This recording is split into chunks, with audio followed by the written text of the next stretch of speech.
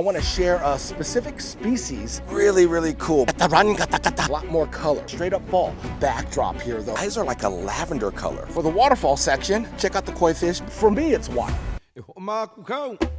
Hana Hui A Maui. Aloha,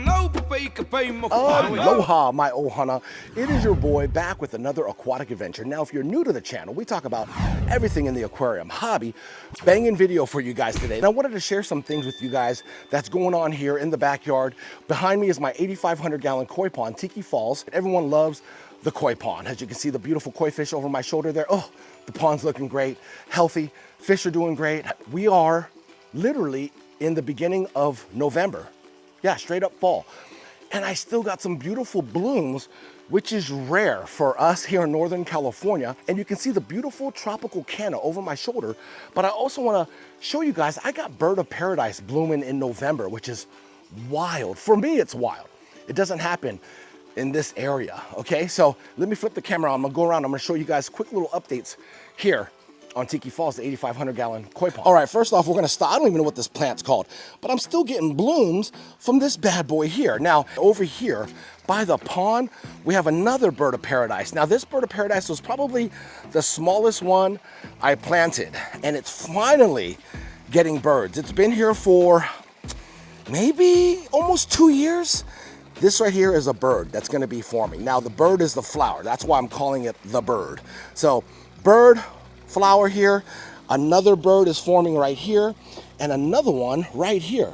So we got 3 birds that are gonna be blooming in the month of November, which is wild. Let me show you something else on this bird of paradise. All right, so now we're here on the other end of the pond. As you can see, quick stop, check out the koi fish, beautiful fits, my Sanke koi, beautiful, my Hi'uturi, black and red right there. Yeah, so fits is this one right here, beautiful Sanke. It's a Maruten Sanke koi. It's got that red circle on its head. There we go, Dre. Dre's right there, my small little baby Maruten Sanke koi Doitsu, by the way, which is scaleless. You can see Dre's right there, that little guy. He's just hanging out with the big boys. Gata run, kitty kitty, gata run, gata gata. Anyways, this is what I want to show you. I'm gonna go this way, and here's some more bird of paradise that I have. Some more birds that are blooming. This is a bird right here. This is another bird, these little spikes that are growing out, bird. And then you can see, here's another bird forming. You can see the bird here, another bird here, and then you got one here that already bloomed. We're in November here in Northern California, which is wild that I'm still getting blooms. Now, speaking of blooms, I wanna show you guys something. This tropical canna here, it's really tall. It's probably my tallest canna, but also this canna that I planted, it goes straight to the pond. It grew faster than the canna behind it that's been planted there for a couple years now. And I'm gonna share the reason why. This thing probably stands a little over 6 feet tall from the bottom here to the top. Now, it was like a couple stalks that I just threw straight in the pond. And I'm gonna have to pull it and cut it out because I didn't think it was gonna get that crazy. But if you look at the leaves, this is why I loved this in particular tropical canna. Look at the leaves, so pretty. It's got like a maroon, red with the green. And that's one thing I loved about the tropical canna. Plus it thrives here in Northern California. So if you look at the leaves, and this is the one that's planted straight into the pond, okay? And then you look at the exact same canna. This is all the same canna, beautiful red. Look at this leaf. It's just pretty, right? And then you look at the leaf here. This is canna that's planted right into the dirt. So it's planted into the dirt that gets watered, but it's different water, right? This water is strictly from the pond. So you can see the nutrients on what the pond does for these canna versus this canna. Look at a green plant. I still love it, right? Has a little bit of color, a little bit of texture here, you can see. And then you got a leaf like this. Big difference, a lot more color, right? And then the height, you can see these canna right here are all from the pond. This canna here is from the dirt. So I wanted to share that with you, but I also wanted to share this plant. This plant's crazy. I didn't even know what it was. I had a small stalk of it. I threw it right in the water of the pond and wedged it between rocks. And then next thing you know, it blooms. And I'm like, what is this? This is crinum, it's called. Crinum lily, or swamp lily. Now, the flowers that were blooming are crazy cool. They're called pink trumpet crinum lily. Beautiful pink flowers. Like I said, we're in November. Look at the fish. Nice backdrop here though, right?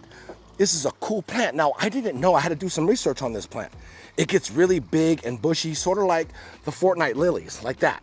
It gets really big. They can get really big. So I'm gonna have to probably pull this out of the pond and maybe plant it in a pot. That's what I'm thinking I have to do. So what I'm going to do a little bit later, I don't know if I'm gonna do a video on it, is clean this area up here. You can see all the stalks. They go straight down into the water, which is nice, but I also don't want it to start moving rocks around or anything like that, okay? So I'm probably gonna pull a lot of this out, clean it up, especially this beautiful canna, which I love, and I'm gonna plant this crinum plant in a pot. Look at the leaves. You see that water shimmy? That's the sunlight hitting the water, then the water moving on the leaves. It creates like that illusion of like a, I don't know, like a wave. That's what I love just staring at. It's very hypnotizing. I love it, love it, love it. So anyways, wanted to do a quick little update on the plants that are here. Tiki Falls in the month of November, which is wild. All right, so now that we covered all that, we're gonna head to the far back corner where my beautiful Medaka Japanese rice fish are. And I wanna share a specific species of Medaka with you guys, which you guys will find super fascinating, all right? So let's head back to the far corner. All right, my ohana, so we are in the far back corner of my property here where I have all my beautiful Medaka, better known as Japanese rice fish, hanging out. As you can see, these here are super special. I love these Medaka. These are called Shizuku. As you can see the spelling, Shizuku. Beautiful, beautiful Medaka. They have a beautiful teal, kind of turquoise, almost lavender, translucent color, which is super cool. But I'm also going to show you guys something that's really, really cool about this beautiful Japanese rice fish, okay? So what we're going to do is we're going to net one of these beauties and we are going to put it in a white and a black bowl so you can see how it literally changes color before your eyes. It's really, really cool. So I'm gonna go ahead and scoop up one of these beauties and we are going to do a little experiment, but I also wanted to share this really fascinating Japanese rice fish called the Shizuku. Let's go check them out. All right, my ohana, so here is a beautiful Shizuku that I netted, and we placed it in a white bowl so you see the white background. But look how beautiful it is. Even in a white background, it's got like a really cool kind of a clear grayish color body, but then you can see that beautiful teal turquoise, and then look at the eyes. The eyes are like a lavender color, and this is all in a white background. Normally you want to see Medaka in a darker background so you can see the colors just pop. But in this, in particular, Medaka called a Shizuku, it shows really nice color, even in a white bowl or white background. And you can see he's just sitting here posing for us. Such a beautiful, beautiful fish. Now, the cool thing is when I actually net him, I'm gonna put him in a black bowl, so he'll have a black background. He will literally change before your eyes. Yeah, so this in particular Medaka called a Shizuku will look good in a white background and black background. That's why I wanted to do a little species spotlight on this Medaka. It's just something special about the Shizuku. So let's go ahead and net. Oh, you know what? This is what I'm going to do. I'm gonna actually put a net inside this bowl here. We're gonna net him, and you can actually see a little bit of his body as I take him out of the water. You can see how he's kind of a clear body, but then you can see the colors, right? It almost looks like you can see his vertebrae that's going all the way down, but I'm gonna put him in a black background here, and then you can see instantly how he changes. Look at his ribs. You can see like the ribs, right? Really, really cool. But the black background on this Shizuku makes this fish look totally different. So like the translucent color kind of disappears, and you can see the color, how different he looks. Look at that. You can see the beautiful teal. Let's zoom in on him a little bit. Look at that. You can see his rib cage, that teal color. Then you can see the scalation pattern on the top. Look how beautiful he looks, right? Look at him. You can see the ribs, they're like a teal turquoise color. Now, as you can see how he moves into the shade, what a beautiful specimen of Medaka this is. Like I said, looks totally different. You guys tell me down below in the comments, does he look better in the black background bowl or does he look better in the white background bowl? Now, if you guys want to see a side-by-side, I went ahead and did you guys a solid and took a picture of this beautiful rice fish side-by-side so you can see him with a white background and a black background as this guy's just kind of swimming around in the black bowl here. As you can see, looks pretty cool, right? So you guys tell me at home, which version do you like of this Medaka? Do you like the white background or do you like the black background on this beautiful Shizuku Medaka? And look at the lame on the top. It's like a mohawk. Beautiful lame. Let's zoom in even more.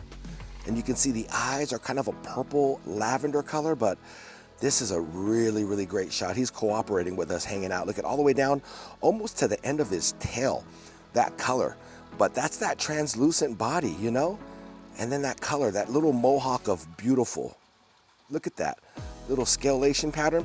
And the rib cage is a different color than the actual lame on the top. Look at that. So pretty, right? This is the beautiful Shizuku. Gosh, I'm so glad that I got a nice little zoom in on him. Look at him as he goes into the darker side of the black bowl.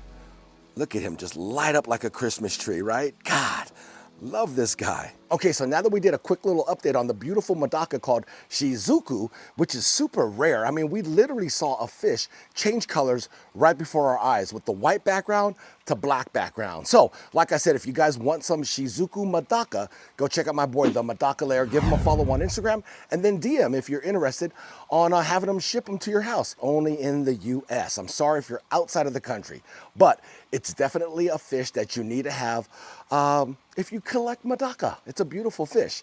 Now, you guys have been waiting for an update on Tiki Falls, my beautiful 8,500 gallon koi pond over my shoulder here, but you guys want an update on the waterfall section. I'm gonna give you guys an update, all right? Quick update, nothing groundbreaking, but we definitely made some moves. That's what we did. We made some moves.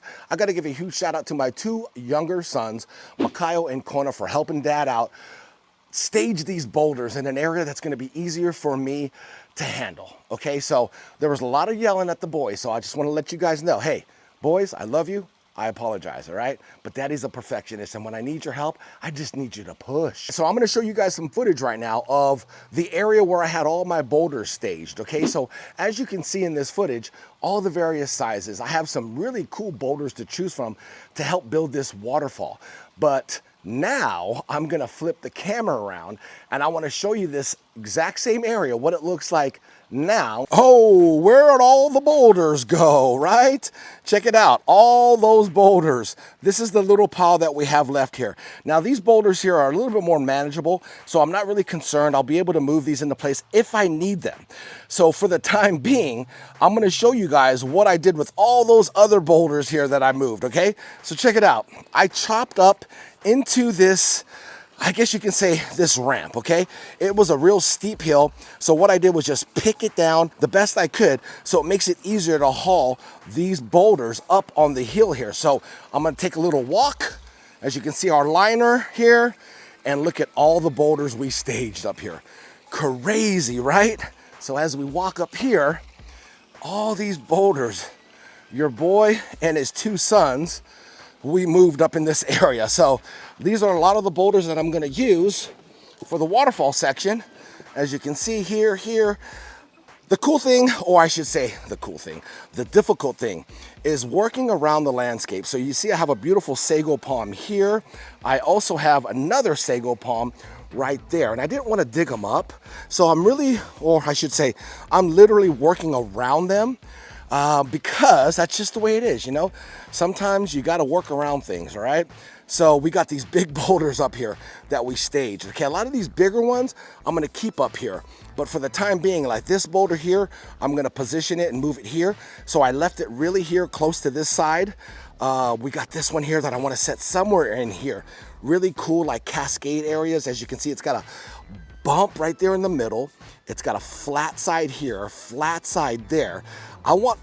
Well, what I visualize is water coming off of this flat side and water coming off of this flat side, but we'll see. I have no idea. It's like a grab bag.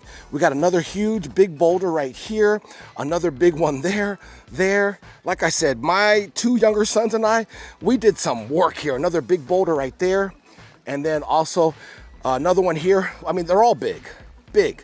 And they have a lot of lichens on it, a lot of moss growing on them too as well, a lot of character on these boulders. So we managed to move the boulders. Now the next stage in this section would be bringing in dirt, and I'm hoping a yard will do the trick.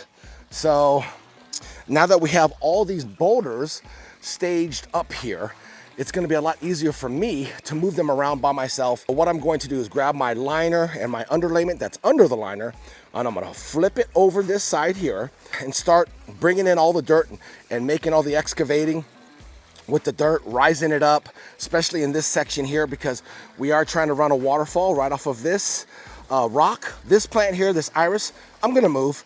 It's just here, just to be here. So we're gonna set a boulder here, like just 2 framing boulders so we can run a waterfall off of that rock. And then we have to, you know, backfill with more dirt, bring this up some, and then the next cascade. If I'm going to do a cascade, or I might just do a stream from up top here, coming down here through here, and then a stream from up top there, going through there, running in between those 2 boulders off into the pond. So that is your, I guess you can say, your update. We did a lot of wheeling these up. I tell you, my Ohana, we did like maybe 4 or 5 boulders a day because they were just so heavy. And you know, the boys had to just get behind it and push while I pulled up this little hill, which isn't that bad because we knocked into this dirt here. So it made it a lot easier to work with. We did some work here, you know? This is the backside here. As you can see, this boulder here, I was concerned because this is the biggest one. You can see my hand, how big this rock is, massive, but then you can also see the moss and the lichens growing on it too. So I don't know, I got a nice collection of rocks here that we got.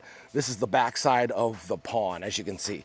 And I think I'm gonna start it like right here in this section. I'm not gonna come up here. I got a lot of plants that I'm gonna plant up and through here, and it's gonna be covering all this background. So it's gonna give a nice background, viewing it from across the pond, looking this way. We'll be able to see the cascades, the waterfall. This is giving you guys more of a visual though. This is behind the waterfall. So you can see, I'm just gonna bring in about I think a yard of dirt will be perfect for this section. But yeah, so tell me what you guys think about the update on the waterfall.